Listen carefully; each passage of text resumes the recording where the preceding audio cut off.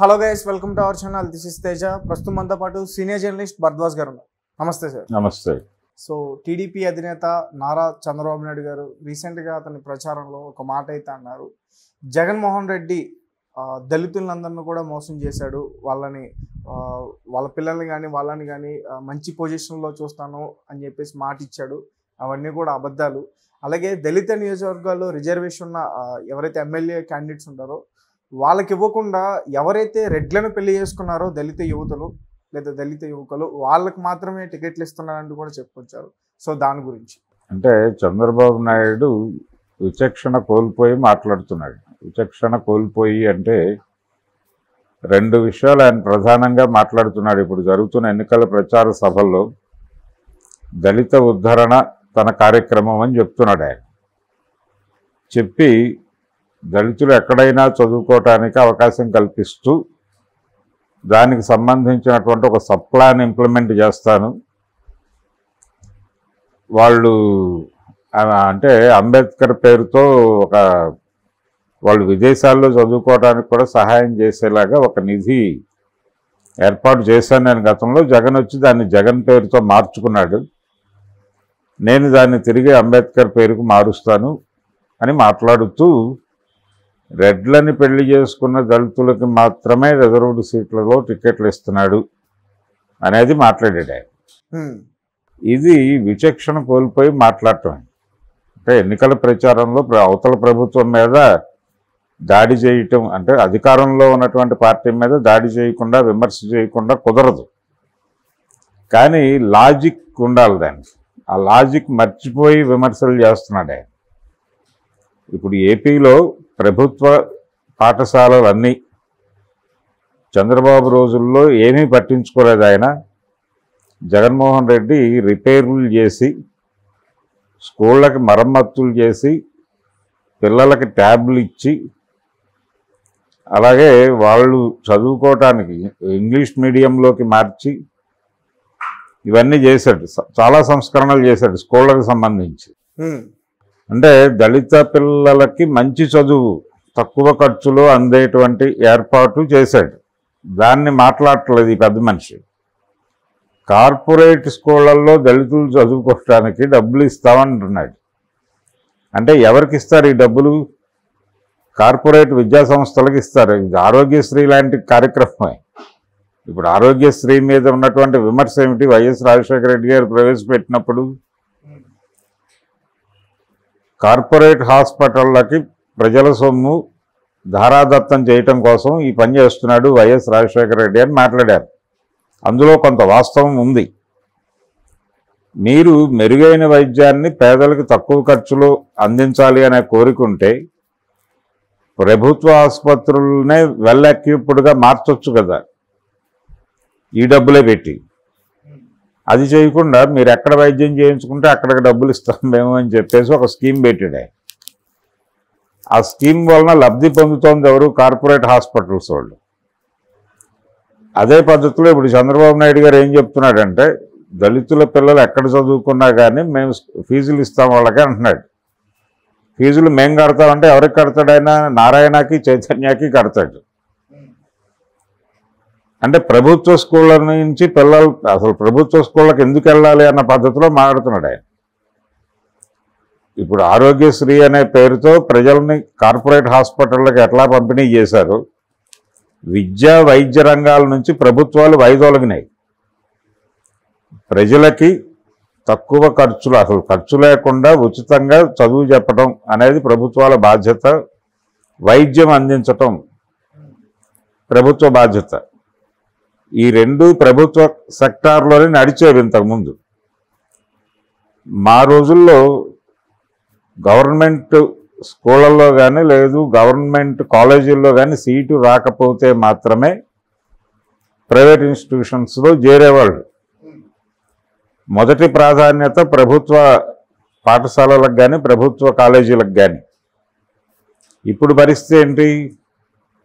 Government స్కూళ్ళల్లోనూ government కాలేజీల్లోనూ చేరటం అనేది నామోషిగా మార్చారు వీళ్ళు. మార్చి వైద్యం చేయించుకోవాలంటే కార్పొరేట్ హాస్పిటల్కే వెళ్ళాలి, చదువుకోవాలి అంటే కనుక కార్పొరేట్ స్కూళ్ళకి కాలేజీలకే వెళ్ళాలి అనే పరిస్థితి తీసుకొచ్చారు. ఈ పరిస్థితిలో జగన్మోహన్ రెడ్డి కొంత పిల్లలకి మెరుగైన, అంటే వాళ్ళు కార్పొరేట్ స్కూళ్ళలో చదివించుకోలేరు కాబట్టి ప్రభుత్వ స్కూళ్ళకి పంపిస్తే అక్కడ వాళ్ళకి ఇంగ్లీష్ నేర్పి కొంచెం వాళ్ళని ఏదో పని చేసుకోవడానికి తగిన పద్ధతిలో వాళ్ళని తీర్చిదిద్దే ప్రయత్నం చేస్తున్నాడు. కనీసం దాన్ని విమర్శించడం తప్పిన, అంటే చంద్రబాబు నాయుడు మీద మేజర్గా ఉన్నటువంటి కంప్లైంట్ ఏమిటి, ఈయన ఏదైనా సరే కార్పొరేట్ లెవెల్లో మాట్లాడతాడు, ఏదైనా వ్యాపారమే, అమ్మకము కొనుగోలే చంద్రబాబు నాయుడు. ఆయన మార్కెట్ ముఖ్యమంత్రి, మార్కెట్ నుంచి పుట్టిన ముఖ్యమంత్రి. అందుకని దేన్నైనా సరే వ్యాపారంగానే చూస్తాడు ఆయన. అదే పద్ధతిలో ప్రజలతో మాట్లాడుతున్నాడు ఇప్పుడు. ఈ స్పిరిట్తోనే ఆయన గతంలో వ్యవసాయం దండగా, ఐటీ పండగ, ఇలాంటి మాటలన్నీ మాట్లాడాడు. ఈ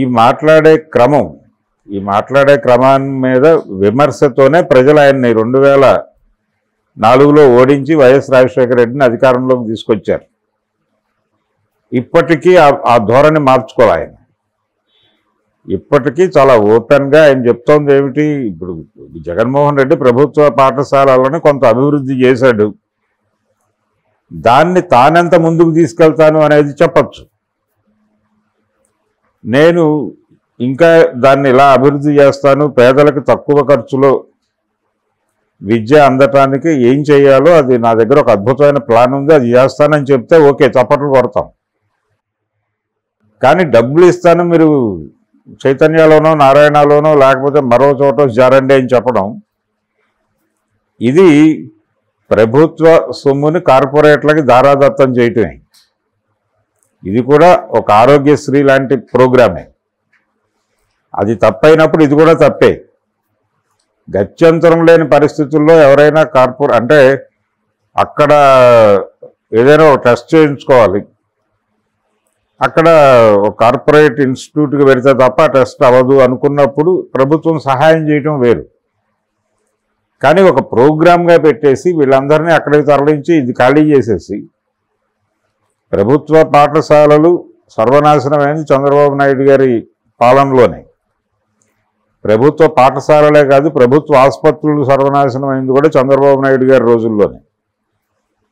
చంద్రబాబు నాయుడు గారు కార్పొరేట్ హాస్పిటళ్ళకి జనాల్ని మళ్లించటానికి రకరకాల వ్యూహాలు పన్ని రకరకాల పనులు చేశాడు. ఎంబీబీఎస్ వాళ్ళు ఎంబీబీఎస్ చదివి చిన్న క్లినిక్ పెట్టుకుంటే వాళ్ళ మీద దాడులు చేయించాడు, ఆర్ఎంపీల మీద దాడులు చేయించాడు. మీకు సరైనటువంటి చదువు లేకుండా మీరు వైద్యం చేస్తున్నారు అని కేసులు పెట్టారు. ఎందుకు పెట్టారు ఈ కేసులు? మీరు వైద్యం, మీ దగ్గరికి వచ్చినటువంటి పేషెంట్ని దగ్గరలో ఉన్న ఏదైనా కార్పొరేట్ హాస్పిటల్కి రెఫర్ చేయండి. తలనొప్పికి ఒక మనిషి వచ్చి తలనొప్పి అంటే తలనొప్పికి నువ్వు మందు ఇస్తున్నావు, ఆ తలనొప్పి దేని వలన వచ్చిందో తెలుసుకోవాలి కదా. రకరకాల పరిస్థితులు ఉంటాయి శరీరంలో, అన్నిటికీ టెస్టులు చేయాలి. ఏమీ లేదు అనుకున్నప్పుడు నువ్వు సారిడాను ఏది ఒక 50,000 పెట్టి టెస్టులు చేసి ఈ తలనొప్పికి కారణం ఇంకేమీ లేదు, ఇతనికి స్ట్రెస్ వలన వచ్చింది అని నీకు నిర్ధారణ అయిన తర్వాత మాత్రమే సారిడాన్ ఇవ్వాడికి. లేకపోతే ఇంకొకటి డిస్ప్రిన్ రాసి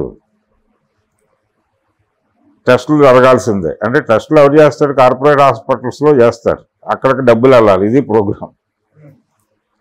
ప్రైవేటు కార్పొరేట్ శక్తులకి దోచిపెట్టడం అనేది చంద్రబాబు నాయుడు గారు ప్రారంభించాడు ఆంధ్రప్రదేశ్లో, ఉమ్మడి రాష్ట్రంలో. అదే కొనసాగుతోంది. దాన్ని ఎక్కడో చోట బ్రేక్ చేసే ప్రయత్నం జరుగుతోంది. ప్రభుత్వ పాఠశాలల్ని సర్వనాశనం చేసి జనాలందరినీ కార్పొరేట్లకు గెంటింది కూడా ఆయనే, చంద్రబాబే. ఇప్పుడు మళ్ళీ అదే రోజులు తీసుకొస్తానని చెప్తున్నాడు ఎన్నికల సభల్లో. జనాలు అమాయకంగా చప్పట్లు కొట్టేస్తున్నారు. ఇది కాదు ఆయన చెప్పాల్సింది. ఆయన చెప్పాల్సింది వేరే ఉంది. ప్రభుత్వ పాఠశాలల్ని తానెంత బలోపేతం చేస్తాడో చెప్పాలి. జగన్ చేస్తున్న దాన్ని నువ్వు మెచ్చుకోకపో వేరే గొడవ. కానీ ప్రజలు దాన్ని అభినందించే పరిస్థితుల్లో ఉన్నారు. ఆ స్కూళ్ళ ద్వారా ప్రయోజనం పొందినటువంటి వాళ్ళు చాలామంది ఇప్పుడు ఓపెన్గా మాట్లాడుతున్నారు. ఆ మాటల్ని నువ్వు కనీసం పట్టించుకోకుండా నువ్వు ఎన్నికల ఉపన్యాసం చెప్తే అలాగే చంద్రబాబు నాయుడు, ఇది దుర్మార్గం. రెండోది, రెడ్లని పెళ్లి చేసుకున్నటువంటి వాళ్ళకే టికెట్లు ఇస్తున్నారు అని మాట్లాడటం చాలా హై హ్యాండెడ్నెస్. అది అంటే చేసుకోకూడదు అనే ఏమన్నా రూల్ ఉందా ఎక్కడైనా? ఈయన ఏదైనా రూల్ పెట్టబోతున్నాడా త్వరలో? దళితులు ఎవరినైనా పెళ్లి చేసుకుంటారు. ఏదో ఒక చోట జరిగిన ఒక ఇన్సిడెంట్ పట్టుకొని దాన్ని జనరలైజ్ చేసి మాట్లాడేస్తే ఎలాగా? రిజర్వ్డ్ సీట్లలో ఇప్పుడు మీ మీద వాళ్ళేం దాడి చేయట్లేదు కదా, కమ్మోళ్ళని చేసుకున్న దళితులకే టికెట్లు ఇస్తున్నామని అంటే ఒక డిస్క్రిమినేషన్ క్రియేట్ చేసే పని చేస్తున్నాడు ఆయన. చాలా స్పష్టంగా వైఎస్ఆర్సీపీ రెడ్డి సామాజిక వర్గానికి చెందినటువంటి పార్టీ అని ఈయన ఎస్టాబ్లిష్ చేస్తున్నాడు. కానీ నిజానికి వైసీపీలో భయం ఉంది, రెడ్లు కన్సాలిడేట్ అయి లేరు అని. కమ్మ సామాజిక వర్గం టోటల్గా టీడీపీ వెనకాల కన్సాలిడేట్ అయి ఉంది, కానీ రెడ్డి సామాజిక వర్గం వైసీపీ వెనకాల కన్సాలిడేట్ అయి లేదు. వాళ్ళు ఆ గందరగోళంలో ఉంటే ఈయనేమో అది రెడ్డి పార్టీ అని చెప్పి స్టాంప్ వేసి మాట్లాడుతున్నాడు క్యాస్ట్ ఓరియంటేషన్లో. నువ్వు రెడ్డి పార్టీ అన్నప్పుడు రేపు పొద్దున కమ్మ పార్టీ అంటారు దీన్ని. నువ్వు ఇంత ప్రోగ్రెసివ్, ఇంత ఇది అంత అది అని చెప్పుకునే మనిషివి ఈ కుత్సిత రాజకీయాలు ఎందుకు చేయాలి? ఎందుకు ఈ అంటే ఇది రకరకాలుగా తప్పు. ఒకటి, దళితుల్ని అవమానపరచటమే. అంటే మీలో మీరే పెళ్లి చేసుకోవాలి తప్ప మీరు అగ్రకులాల వాళ్ళని చేసుకోకూడదని చెప్పడమే. ఒక రకమైన సాంప్రదాయవాదాన్ని కూడా ప్రమోట్ చేస్తున్నాడు ఈయన చంద్రబాబు నాయుడు గారు. ఈయనకెందుకు నొప్పి? వాళ్ళు ఎవరిని చేసుకుంటే ఈయనకెందుకు సమస్య? చేసుకున్న వాళ్ళకి చేసుకున్న వాళ్ళకి వాళ్ళు దళితులు అవునా కాదా అని మాత్రమే చూడు. ఇప్పుడు ఒక దళితుడికి ఒక రెడ్డి అమ్మాయికి ప్రేమ జరిగి వాళ్ళు పెళ్లి చేసుకుంటే ఆ దళిత్ కేటగిరీలో ఈ అమ్మాయికి ఇస్తున్నారా టికెట్, ఈ రెడ్డి అమ్మాయికి ఇస్తే నువ్వు మాట్లాడు, ఆ అబ్బాయికి ఇస్తే నువ్వెందుకు మాట్లాడాలి? నీకేం సంబంధం? ఇది ప్రాబ్లం. అందుకని చంద్రబాబు నాయుడు చాలా ప్రోగ్రెసివ్గా అగ్రెసివ్గా ప్రజలకు ఏదో చేయాలని మాట్లాడుతున్నాను తపనతో అంటున్నాడు. కానీ ఆ ఉపన్యాసాలు వింటుంటే చాలా దారుణంగా ఆయన అంటే ఇప్పటికీ ఆయన ఏం మారలేదు. ఆయన పాలన వస్తే, ఆయన రేపు ముఖ్యమంత్రి అయితే ప్రభుత్వ పాఠశాలలు సర్వనాశనం కావటం ఖాయం అనేది అర్థమవుతోంది. జగన్మోహన్ రెడ్డి ఏదైతే తన బలం అనుకుంటున్నాడో ఆ పేరెంట్స్ అందరూ తనకు అనుకూలంగా ఓటేస్తారని జగన్మోహన్ రెడ్డి అనుకుంటున్నాడు. ఆయన ఇప్పుడు లిక్కర్కి సంబంధించి ఆయన పెట్టినటువంటి యాక్టివిటీ ఏదైతే ఉందో చంద్రబాబు నాయుడు అది కూడా విమర్శిస్తున్నాడు. మంచి మందు దొరకదు ఏపీలో, జగనన్న మందు తాగేవా లాంటి జోకులు పుట్టాయి, ఇవన్నీ మాట్లాడుతున్నాడు వేదిక మీద. ఆయన లిక్కరు ఇసుకకి సంబంధించి కొంత ఇబ్బందికరమైనటువంటి పరిస్థితి కల్పించిన మాట వాస్తవమే జగన్మోహన్ రెడ్డి. కానీ వాటిని విమర్శించు. ప్రభుత్వ పాఠశాలలకు సంబంధించి మంచే జరిగింది, మంచే చేశాడు అతను. దాన్ని చెప్పడం వలన నీకు వచ్చిన ఇబ్బంది ఏంటి? లేదు, ఈ స్థాయిలో చేశాడు అతను, నేను దాన్ని మించి ఇంత చేస్తానని చెప్పు. ఓకే, అది చెప్పకుండా కార్పొరేట్ స్కూళ్ళ గురించి, కార్పొరేట్ వైద్యం గురించి మాట్లాడేస్తే ఎలాగైనా. అందుకని చంద్రబాబు నాయుడు గారు కొంచెం చూసుకుని మాట్లాడకపోతే బూమరాంగ్ అయ్యి జగన్మోహన్ రెడ్డి గెలుపుకి, అంటే ఇప్పుడు ఈ ఉపన్యాసాలు విన్న వాళ్ళందరూ భయపడిపోయి చంద్రబాబు కోటేస్తే మన జీవితాలు మళ్ళీ చైతన్య నారాయణాలు తీసుకొచ్చేస్తాడు, గవర్నమెంట్ స్కూళ్ళు మూసేస్తాడు, మన బతుకులు కార్పొరేట్ హాస్పిటళ్ళ పాలైపోతాయి అనే భయం కనుక వస్తే సామాన్య ప్రజల్లో, అది బూమరాంగ్ అయ్యి జగన్మోహన్ రెడ్డికి ఉపయోగపడుతుంది. అందుకని పద్ధతి మార్చుకోవాలి. చేసేది అదే, వీళ్ళందరూ ఫైనల్గా అధికారంలోకి వచ్చాక చేసేది అదే కావచ్చు. కానీ ఈయన మాట్లాడుతున్న దానిలో చాలా కుల ఉన్మాదం ఉంది, దళిత వ్యతిరేకంగా మాట్లాడుతున్నాడు. ఈ రెండు సీరియస్గా పట్టించుకోవాల్సిన వ్యవహారాలు. దళిత సంఘాలు కొంచెం పట్టించుకొని దీనికి ఒక కౌంటర్ ఇవ్వకపోతే చంద్రబాబు నాయుడు చెలరేగిపోయి ఇలాంటి స్టేట్మెంట్లు చాలా ఇలాంటి దుర్మార్గమైన ప్రకటనలు వేలాది ఇచ్చే అవకాశం కనిపిస్తోంది.